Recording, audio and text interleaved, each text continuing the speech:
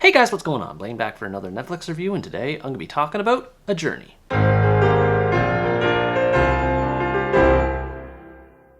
A Journey is a Filipino drama that tells the story of Shane, a cancer survivor who tries to live her life the same way anyone else would.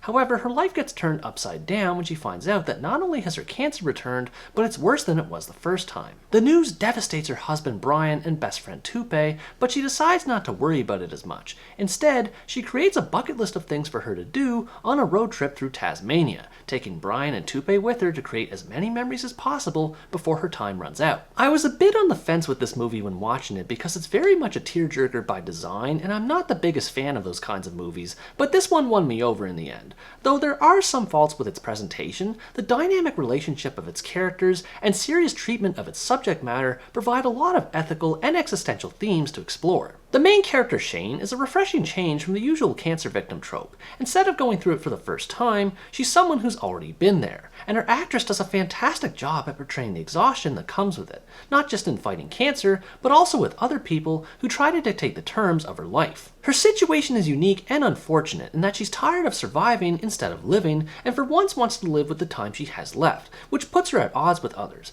I felt bad for her situation, but also understood her motivation for doing what she does, and I was invested to see how she would make the most out of her circumstances. The other two supporting characters, Brian and Tupe, have different reactions to Shane's diagnosis and philosophy compared to her. The former desperately wants Shane to fight for her life, while the latter is sort of torn and not sure what to make of it, and it's great to see the variety in their responses. It shows that cancer, as terrible of a thing as it is also complicated. Not everyone reacts to it the same way as someone else might. Some might become absolutely desperate like Brian, some may be more accepting like Shane, and others just have no idea which side to pick or what to do like Tupe. These varying reactions can cause friction, though that's not necessarily a bad thing. It's great that the characters of the story butt heads over whether or not to seek treatment for the cancer, because it shows how human everyone is, and as the story develops, it allows time for the characters to slowly understand each other and develop further, which I really enjoyed seeing. The relationship between all these characters is excellent. Between the stories they share from the good old days to the flashback scenes that give further context, they truly feel like a tight-knit group with a lot of history together, which adds further emotional weight to the story as the things to do on Shane's list gets checked off one by one. And at this point, I have to say that the acting for these three characters is so good. The actors give it their all when it comes to the delivery of their lines and scenes, which help draw me in further to the story. It must have been incredibly difficult to do so many scenes with so much crying and emotional pain, so I appreciate the effort involved in how the actors conveyed the suffering of their characters. The only thing I take issue with regarding the characters is how much depth Tupe lacks compared to Shane and Brian. There is some kind of angle where he's depicted as a womanizer in the film industry, but it doesn't have much to do with anything that happens in the rest of the movie. It feels like he's just tagging along and doing whatever Shane wants to do, which is okay, but not enough to really make him stand out on the same level as Brian. Brian is more convincing as a character because of how polarized he is compared to his wife's views. He tries his best to convince Shane to go through treatment to no avail, and even schemes to find help for her in the middle of their road trip, which, while pitiful, I can't say I blame him for trying to help her. In any case, the movie treats its subject matter seriously and isn't afraid to go into dark and existential territory over it. There are more easygoing moments spread throughout the story in the right places to provide a break from the tension, but make no mistake, this is a tearjerker through and through. This movie is packed with lots of sad piano music, characters crying, and the dread looming over the characters adding up over time,